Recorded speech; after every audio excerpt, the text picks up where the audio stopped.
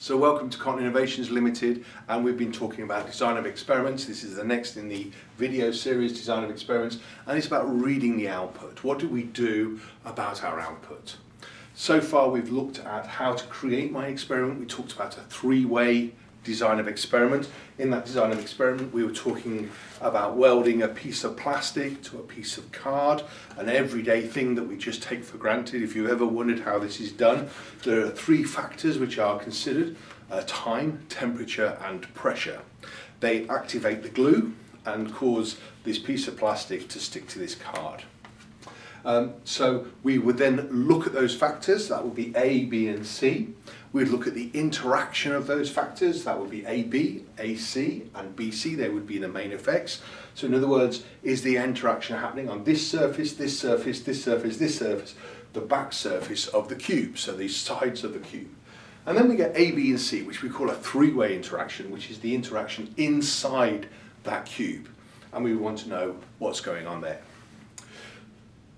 We also talked about the interactions in a previous video when we were talking about making a cup of tea. We said in that cup of tea we had four factors we wanted to consider: hot water, cold water, with sugar, no sugar. We wanted to look at stirring, no stirring, and we wanted to look at it in a mug or a china cup. And what we found was that if you look at each factor on their own, they will not make for a sweet cup of tea. However, the interaction of stirring and temperature will actually create a sweet cup of tea. However, the cup itself is a factor that has no effect. Now that will not always be the case. We will find factors where you'll have four-way design. So if you're looking at roof tile, that would be a four-way design. So you've got the temperature of the kiln, the density of the tiles, the moisture content of the tiles, and how many they're packed in, and the time that they're in that kiln for. So there'll be four things that will be driving that process. If you were smoking fish, it would be the smoke quality or the smoke density. It'll be the number of fish, the organisation in terms of the layout of that fish, and the temperature or time that are in there. So that will be a 4 or a 5 factor design of experiment that you need to understand how that works. But in this experiment, what we've identified is from a 3-factor DoE. B is the most significant because it's the longest output. This will be the output that you get in your software, followed by AC, followed by A, followed by AB, followed by BC, followed by C, followed by AC. Now this will change for every experiment that you run, but for our experiment this came out to be the most significant. Now we also get this red line drawn on our plot here, and it's called the line of significance. This is really, really important because any factor which fails to cross that line can be considered not significant and potentially could be removed from the experiment. It's always dangerous to do so, but you could remove it from the experiment.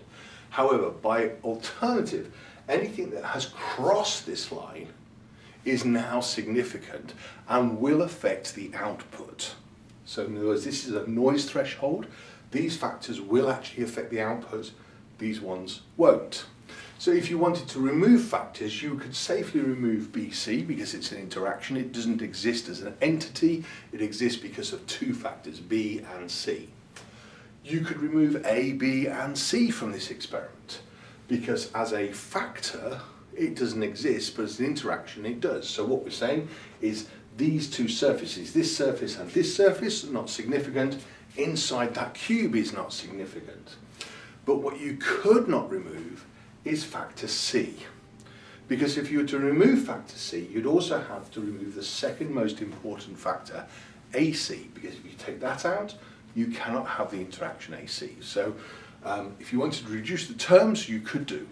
Before you decide to reduce the terms of the experiment, this would be for testing for the mean output. It's always worthwhile rerunning your experiment for standard deviation because you may find that this order has changed, and where B, C, C and A, B, C were not significant by mean, they could well be significant by standard deviation. So removing them out of the experiment could mislead you in terms of where you want to optimize your results going forward.